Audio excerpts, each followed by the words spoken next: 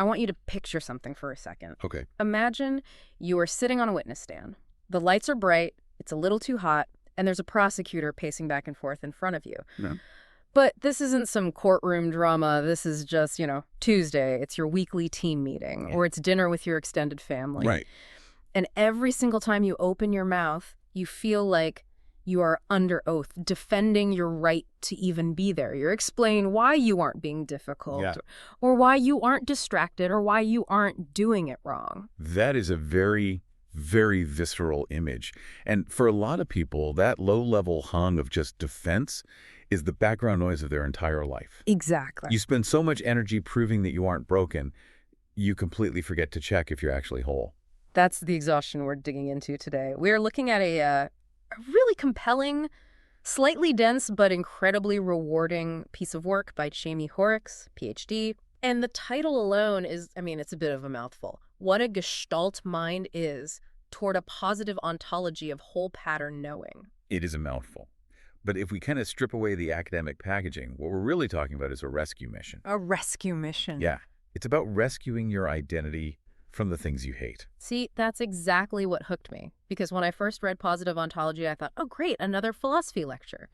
But Hoerricks is actually describing a very emotional journey. It's the journey from what's called the era of refusal, that witness stand life, to finding ground. And that transition is so much harder than it sounds. Yeah.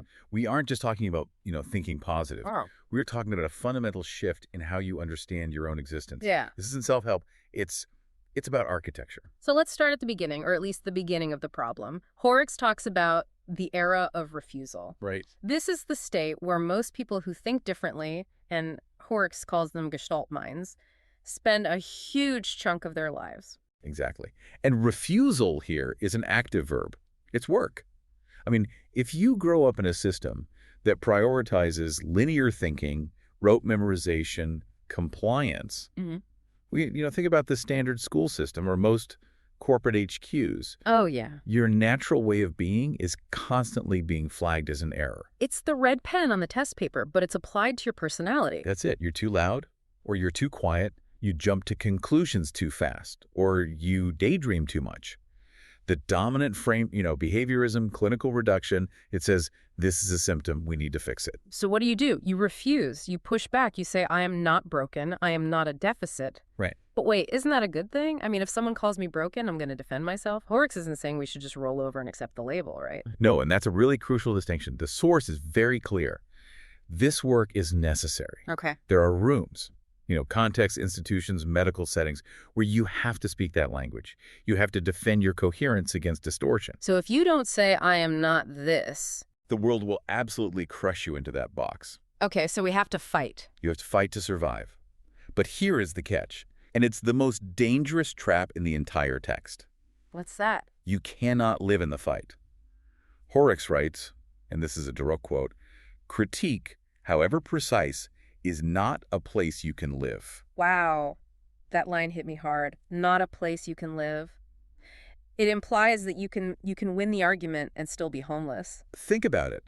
If your entire identity is built on proving the other side wrong, who are you when the argument stops? I don't know. You become a mirror image of the thing you're fighting. Which brings us to that orbit metaphor. I think this is one of the stickiest ideas in this whole deep dive. The orbit of critique. It's such a haunting image, isn't it?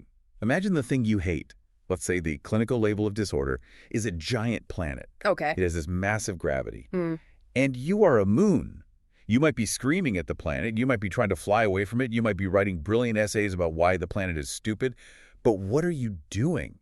I'm orbiting. I'm just circling it. You are defined by your proximity to it. Even your distance is measured relative to that planet. Right. Hoerricks argues that the labor of correction, constantly fixing the world's view of you, it actually tethers you to the misrecognition. You are still playing their game, even if you're winning. So practically speaking, if I spend all day at work masking my true self, and then I come home and spend 3 hours venting about how much I hate the rigid corporate structure... You're still at work. You haven't left. You're still in the orbit. That rigid structure is still the center of your universe. Oof, that is Depressing. But it feels so true. I think we've all been there where the anger feels like fuel, but eventually you realize it's actually just burning you out. It consumes the cognitive resources you need to actually build a life. The text says the act of refusal eventually obscures the very thing it was meant to protect. You build a fortress to protect your mind. But the walls get so thick, you forget what the mind even looks like on the inside. So how do we break the gravity? Because it's terrifying to just stop fighting.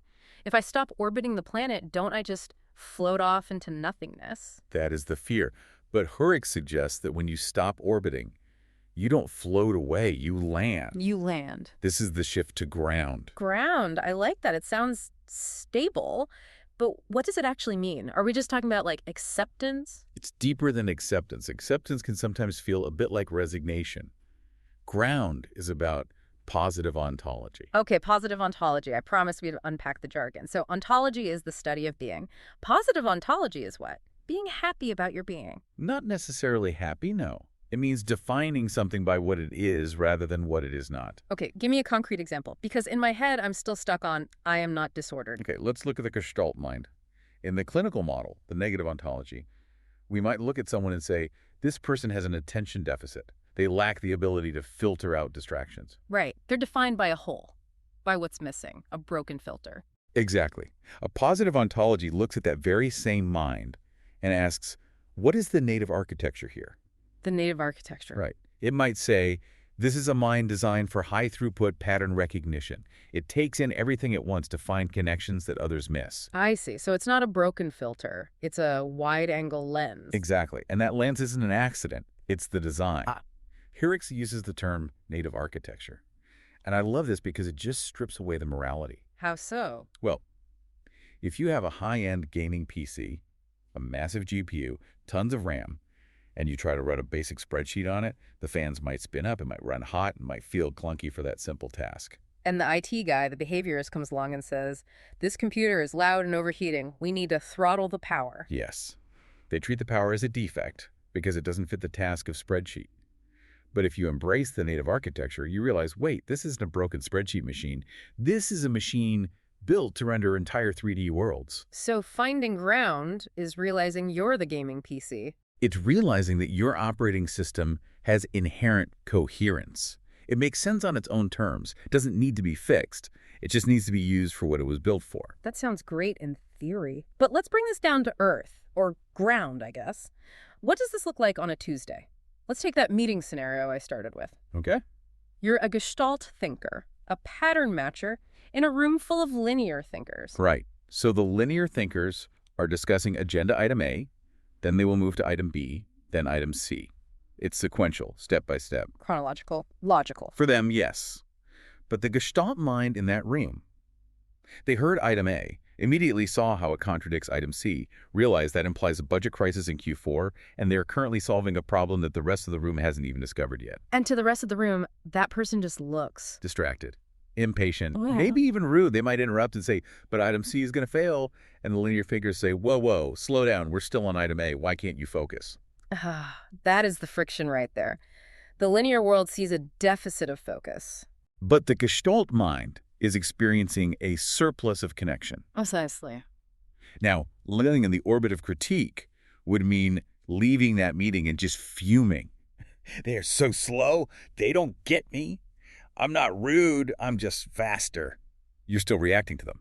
And finding ground, what's that look like? Finding ground is sitting in that meeting, feeling that surge of connections and thinking, my engine is running perfectly. I am seeing the whole pattern. They're processing linearly. That is their architecture. This is mine. It's quieter. So much quieter. You stop apologizing internally. You might still have to wait for them to catch up, Right. which is, still annoying. But you aren't leaving the meeting feeling like a moral failure. You're not on the witness stand anymore. You're just a fast processor in a slow room. That shift from I'm broken to I'm just different, that seems to open up a new relationship with time. The text mentions kairos. Yes.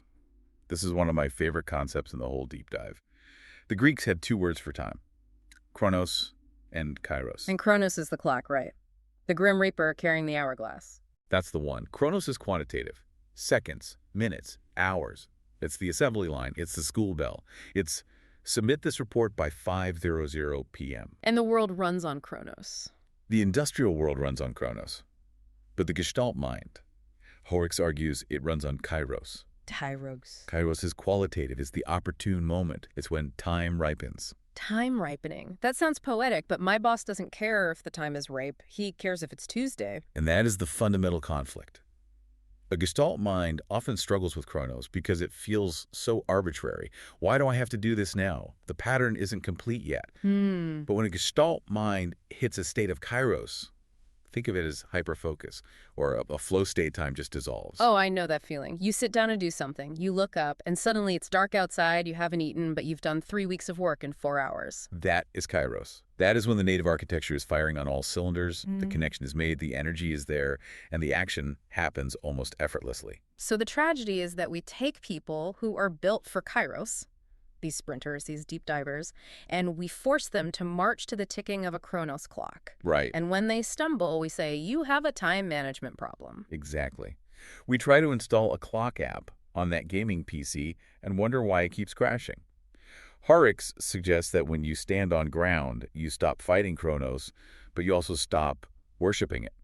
You start to honor your own kairos. But how do you do that without getting fired? I mean, that's a serious question. It's a fair question. You can't just opt out of society. But there's a difference between masking to keep your job and believing the mask is your face. Okay. You can look at the deadline and say, okay, this is a Chronos constraint, I will meet it. But you don't beat yourself up for the way you meet it. If you need to procrastinate until the pressure builds enough to trigger a kairos state, Then you just let yourself do that. You don't spend the 3 days of procrastination hating yourself for it. you recognize it as part of your process. Yeah. I'm waiting for the time to ripen. You're removing the shame from your own operating manual. That's it. There is something else here, though, underneath all the relief. As we're talking about this, I'm thinking about the listeners who are maybe in their 30s, 40s, 50s. If you discover this ground later in life, there's a cost, isn't there? You mean the grief? Yeah, the grief. If I spent 20 years building that fortress we talked about, spending all my energy fighting and debating and masking, and then I realize I didn't need to do any of that, I can't get those 20 years back. That is the heavy part of the shift to ground. It's not just a happy ending. Hoerricks describes the arrival as something quieter. And I think part of that quiet is mourning. You look at that massive, impressive fortress you built, the defenses, the sharp wit, the perfectly curated persona, Yeah. and you realize it's a monument to your own pain. It's like finding out you've been guarding an empty room. Or guarding a treasure that didn't need guarding. Yeah. But Hoerricks offers a really beautiful reframing here. This native architecture is finally named as home. And even if it takes you 40 years to find the keys, it's still home. The text says values and understanding emerge naturally here. You stop forcing things. You stop asking the bird to swim. You let the bird fly. And you grieve the years it spent in the water, but you also enjoy the sky. Finally named as home. Yeah. That really sticks with me. Because home isn't a place where you have to defend yourself. Exactly. It's where you take your shoes off. It's where you don't have to explain why you're doing what you're doing. And that is the ultimate goal of the positive ontology. It's to reach a point where your existence doesn't need a justification. Right. You just exist. Your mind works the way it works. The pattern holds together. It's a move from I am not wrong to just I am. Simply, I am.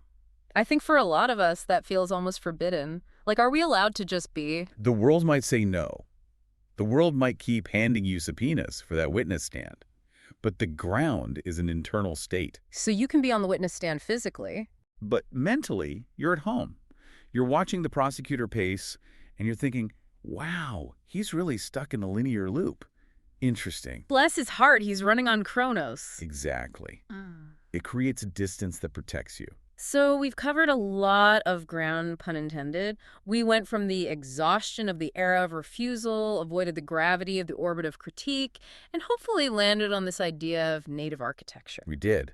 And if there's one thing I want you to take away from this, it's that this isn't a switch you just flip. Right. You don't just wake up one day and say, okay, I'm in positive ontology mode now.